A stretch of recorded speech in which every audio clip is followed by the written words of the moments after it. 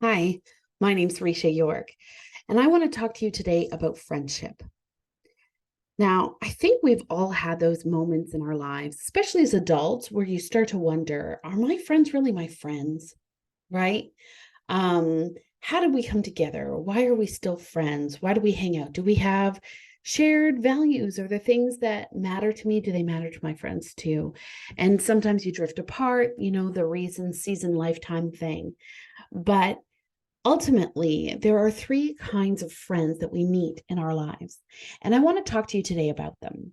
So there's friendships of utility, there's friendships of pleasure, and there's friendships of good. So when you have those moments where you're like, are my friends really my friends? The short answer is yes. Your friends are absolutely your friends. The long answer is, but what kind of friends are they?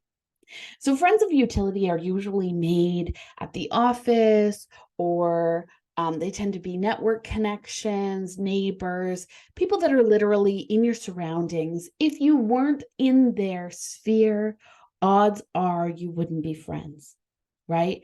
Or you wouldn't cross paths. Then there's friends of pleasure. Friends of pleasure are people that you meet doing things that you love to do. Say you go to a yoga class and you have friends from your yoga class, or um, you meet up with someone doing a hobby that you do regularly. And so you've become connected over that hobby, right? But usually when the activity changes, so do these relationships. And then finally, there's friends of the good. And friends of the good is built on a mutual respect. It's built on something where you have some kind of shared values, where you know this person means a lot to you, you mean a lot to them, and you care about their well being and how they progress through this life, and they care about you too. Now, your friends can travel through all of these spaces. You can start with a friend of utility or a friend of pleasure, and then they can move to a friendship of the good. And friendships of the good, for the most part, tend to stay there. But again, there's friends who are here for a reason, a season, or a lifetime. So sometimes you'll find that someone who is a friend of the good is actually going to move to a friend of utility. You both have something you can do for each other, but you're not like in each other's spaces so much. Um, they're not rooting for you. They're just trying to kind of be mutually beneficial, which sounds shallow, and it is, right? But it's still a valid friendship. If all of your friendships live in the utility and the pleasure, and you don't have any friendships of the good, this is where you start to have to ask yourself, am I asking them enough questions? Am I showing that I care about these people? Am I putting that out there?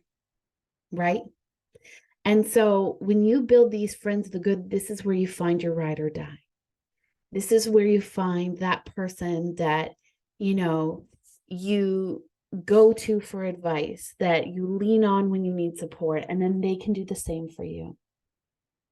So think about how you feel when you think about your friends.